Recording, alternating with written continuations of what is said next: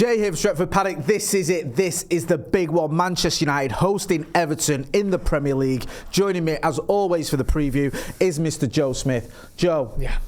I mean, there's no excuses there. We're going to get to that in a minute, but we've got to bounce back from this whole Derby Day debacle, especially when the Fulham game wasn't that long ago as well. Yeah. I need to see Manchester United acting a bit more like the Manchester United I know. Yeah, we need to chew up some toffees, don't we? Beautiful. And spit them out. Yeah, exactly. There's no excuse. No, there we're gonna get to that in a minute. We're going to get to that in a minute, but there isn't. United have to win. We have to win. There's no scenario where you go, a draw is an okay result. No. It isn't. Everton are terrible. Our record against Everton is phenomenal, so we'll get into all that. But first things first, obviously, Rasmus Hojlund. Yeah. We don't know yet because we haven't had the presser from the manager confirming things, but it's highly unlikely that Rasmus Hojlund is going to start or even be available for Everton. I think we can rule out starting, can't we? Yeah. Does that concern you, or how much does that concern you? Because I think missing a player like Rasmus Hojlund, especially with the form that he was in before he got his latest injury, is going to be a loss. How much does it concern you going into this game? Yeah, loads. We've barely looked like scoring since he's left.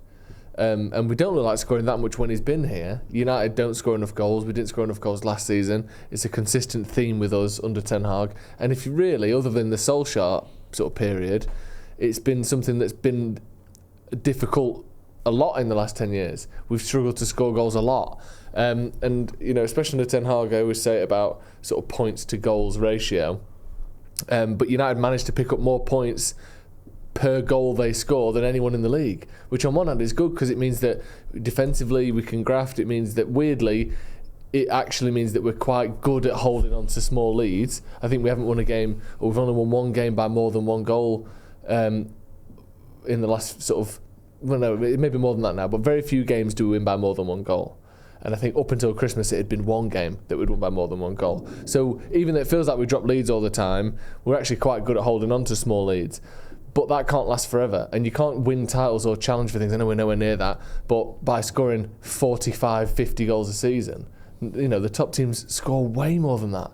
You're looking at 60, 70, 80, 90 goals a season. So that's a big issue, and Hojlund is someone who was scoring 7 goals and 2 assists in the 6 games, sort of consecutive games, before he got injured. That's just what we needed, and now he's gone, and no one's picking up the slack. And we've seen this in 2 of the last 3 years, where if there's one person scoring, they're the only one scoring, and no one else helps, and no one else steps in when the other one, when people are injured or people aren't fit or people aren't up to it. It's like we just have one person who's scoring. At the start of the season, it was Casemiro, then it was Scott McTominay, then it was Hojlund, but it's never anyone and them. It's just them.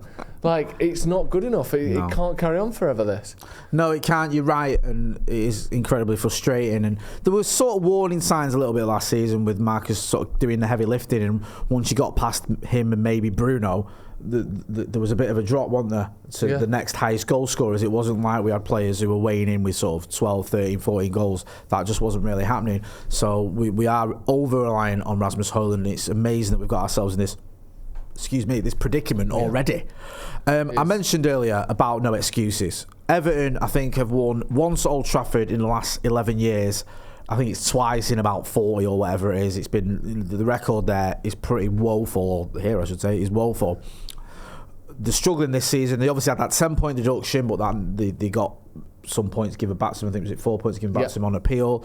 They've not won, I think, in 10 games. So they're in a bad bit of form. I mean, it's almost as though you can say, and I might be made to eat my words here, if you had to pick anyone, historically and currently, you think, which would be the best team for United to play when we desperately need a win?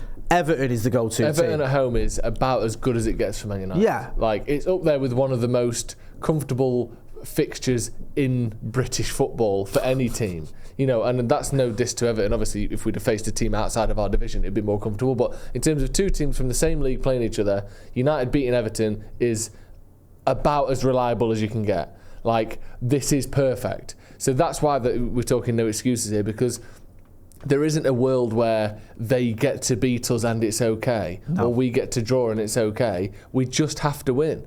And also, we're looking ahead at, 11 points off this, 5 points off this. It's not going to be too far until sort of Newcastle and Brighton and West Ham catching us. No. It's not inconceivable that United finish 8th or 9th this season. Yeah. We're looking up to 4th and 5th. but 8th and 9th aren't far off. Oh, sorry, 7th and 8th aren't far off. Like, we have to push forward, even if top 4's out of the question. I want to get Europe. I'm not someone who would rather finish outside of the European spots and focus on the league, because there is no focus on the league. We're not winning the league next season, but we might win the Europa League. Do you know what I mean? We might win the Europa Conference League. I'd rather that than nothing. No. So let's at least stay where we are. And if with 4 or 5 games to go at the end of the season, we're within 6 points of top 4, then we can focus on that. But for now, we need to cement 6th. Let alone looking up to anyone else. So they just have to win. And we've got injuries and all that, but they're a side that's got injuries as well, not a load, but they're just so poor in quality. It's a side that's been sort of dodging relegation for, I think this is the 3rd year in a row now, where they're up against it for relegation. They're not a good football team. No, it feels like their mindset has almost shifted towards that. The Sean Dyche appointment felt like, this is us now. Yeah, they're admitting that. We're not... You know, there was a time when Everton a few years ago was spending a lot of money. They were spending 40 million on Pickford, 40 million on Michael Keane, just bringing in, Ancelotti, James Rodriguez. Yeah. Like, we've got aspirations here of getting into the Champions League spots, and that's our goal. And they've give up on that. And it's like, look, we're not going to get into Champions League spots. We're not going to get into Europe. We just want to survive. Yeah. And that seems to be what the sort of... I'm not saying that Evertonians have accepted it as in, this is great, but I think that if they're being realistic, they know where they're at. And the Sean Dyche appointment definitely feels like a step in that direction. So I completely agree. I can't have excuses for this one. They've just, Manchester United have got to take the game to Everton. We really have. Yeah. With all that being said, talk us through your predicted 11, because a little bit of a plot spoiler here. Yeah. Our predicted 11s are the identical. They're the same. They're the same. So go on, and this is our predicted 11. But we're at this point again with injuries where it sort of picks itself. So Onana, who I think has been certainly a good goalkeeper since the start of the year. I think a very good goalkeeper. Of course, he plays, and then Dalot, Varane, Evans and Lindelof. No one else is fit in those positions, so there are no options. Do you know really. what, with Onana as well, right?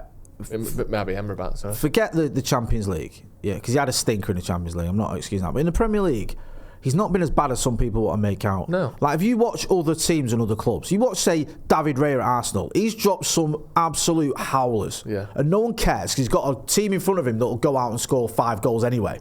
Whereas with Onana, if he makes a mistake, then invariably it ends up costing us. Or if he does something that's a little bit dodgy, or he should have done better there, for one of the 3 goals he's conceded. It's like, really? Yeah. So I do feel that he deserves a little bit more credit than he gets for his Premier League performances, especially of late. And I feel like there's always going to be a spotlight at Manchester United, but certainly with him, there's been a bit of an extra spotlight this season, especially coming off the David De Gea. And I think it's a little bit unfair at times. It is. He faces almost as many shots as anyone in the league. That shouldn't be the case. All these other keepers get the benefit of, every other game they're probably facing 2, 3, 4 shots. He's facing 20 a week. It's horrible. Literally, I think it's Wes Foderingham, whatever his name is for Sheffield United, is the only keeper up until recently who'd had more shots against him than Onana this season. He's made a few mistakes, but he doesn't have time and the sort of courtesy of, he's going through a bit of a rough patch. Luckily, he's only conceded 8 shots in the last 3 weeks. That has never happened. He's going through a rough patch, and he has to make 8 saves a game. It's horrible. It's ridiculous. I do actually feel for him, and I think it is a bit of a farce because like I said, you can criticise certain elements of performances. I've done it myself, but some of the stick he gets when you think of the fact he's constantly in front of a changing back 4, he's constantly getting peppered with shots. I think we need to be a little bit kinder towards him. Sorry, go on, I interrupted you. And then the midfield, I think that's our best midfield, so I think there's no reason to go with anything other. And then I've brought Anthony back in because, first of all, I thought Everton at home last season was maybe his best game for United. I think it was Everton at home, wasn't it, where we were just playing over the top constantly, and he looked very good, I thought. Yeah. And also, the other option is you play sort of McTominay as a kind of midfielder, put Bruno out wide. I don't think we need to pack out the midfield. They're a big team and they're a sort of Dyche strong team, so there may be a bit of that. But I think with Evans and Varane and Casemiro, you've got enough presence there personally, especially if Lindelof's playing as well. That's 4 lads there who are over 6 foot, who can win headers and do well in the air. I say go with Anthony and Garnacho and Rashford. There's no one else, so you have to go with them. Yeah, no, this is a predicted 11, don't forget. So you may disagree, you may agree. Get involved in the comments and the chat and let us know. And also, while you're at it, yes, you can get your phone out, film yourself in landscape, and give us your score predictions, 30-second score prediction, and send it to paddockmatchday@gmail.com, and we will use that as part of our pre-match build-up for the watch-along. We've had a few recently as well. We have had a few, man. It's New good. faces Even on the channel. It's really get good. in, man. Get involved in the channel. It's your channel. Don't forget that. No, I agree with everything you said. Yeah. If it was up to me, I'd probably pick Diallo over Anthony, but we're not saying it's a preferred 11. We're saying it's predicted 11. I think the manager will go with Anthony because I think he prefers him to Diallo. And I still think Anthony's not great, and I don't think he's good enough, but I still think there's certain teams he can do a job against, and Everton are probably one of them. Everton, as mentioned earlier, they've struggled this season.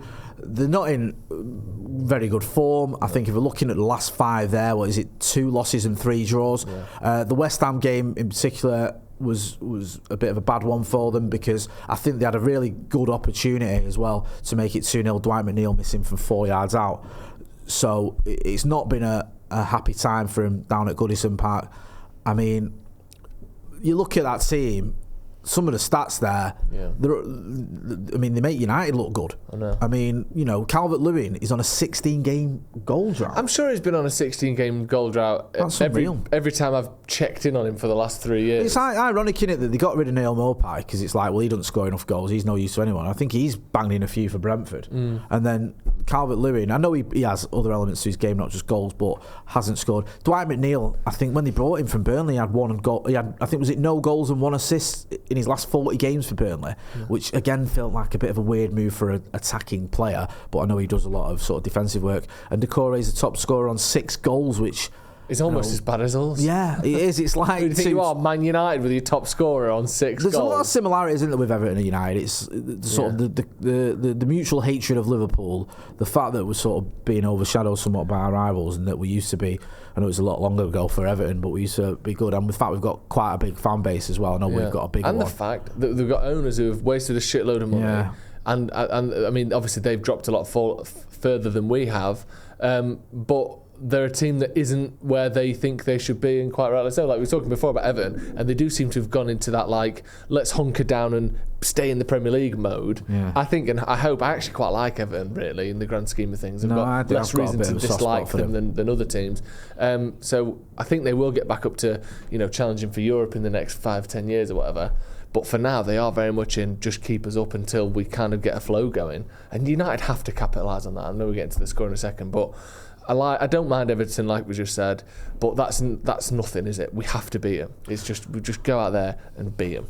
Yeah, we do. And if you look at that record they've got, then there's to go back to our earlier point, there's no excuses. No. So with everything we've discussed, then Joseph, give me your score prediction for this weekend's game. Honestly, I think it's going to be quite easy. I know, and I know it could easily not be.